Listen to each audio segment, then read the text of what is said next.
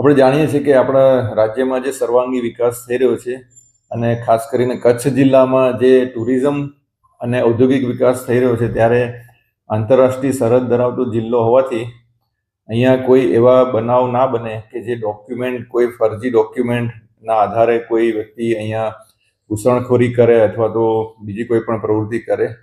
તો એ બાબતે અત્રેના range IG Shri Chirag કોડિયા સાહેબ દ્વારા આખી રેન્જના જિલ્લા અને તમામ પોલીસ અધિક્ષકશ્રીઓને સૂચના આપવામાં આવેલી હતી અને એ અન્વયે અત્રેના જિલ્લા પોલીસ અધિક્ષક શ્રી વિકાસ સુંડા સાહેબ દ્વારા એસઓજીને આ બાબતે ખાસ કરીને કામગીરી કરવાની સૂચના આપેલી હતી.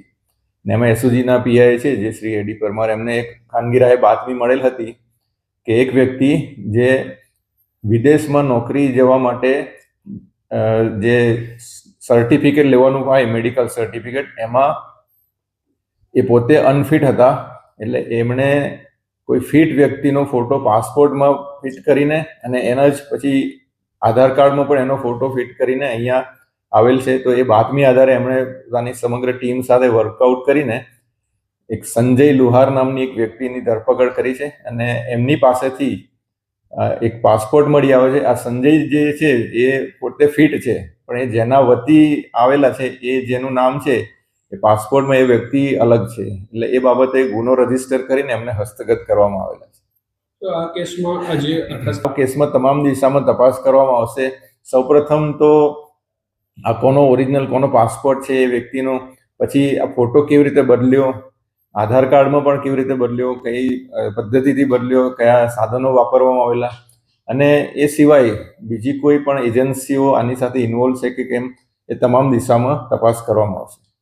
અવારનવાર આવા જે માટે આ એક બહુ લાલબત્તી સમાન કિસ્સો છે અને આવા ઘણા કિસ્સાઓ આવેલા છે. હમણાં લાયસન્સ, ડુપ્લિકેટ લાયસન્સ વાળો કિસ્સો ધ્યાનમાં આવેલો, પછી આરટીઓની જે ખોટી રસીદ વાળો કિસ્સો ધ્યાનમાં આવેલો. તો આ જે બાબત આમ જનતાને મીડિયાના માધ્યમથી અપીલ કરીએ છીએ કે કોઈ પણ નાના કે મોટા કોઈ પણ નાણાકીય લાભ માટે દેશની સુરક્ષા સાથે કદી છેડછાડ કરવી જોઈએ નહીં, કારણ કે આ આપણો આંતરરાષ્ટ્રીય સરહદ ધરાવતો જિલ્લો છે, સંવેદનશીલ જિલ્લો છે, અને તમારા નાણાકીય અંગત લાભ હેઠળ કરવામાં આવેલા આવા કોઈ પણ એક નાના કૃત્યનો મિસયુઝ ભારત દેશના વિરોધમાં થઈ શકે છે. કોઈ પણ એન્ટી નેશનલ એલિમેન્ટ્સ આનો ઉપયોગ કરી શકે છે. એટલે આ બાબતે બહુ જ સજાગ રહેવાની જરૂર છે.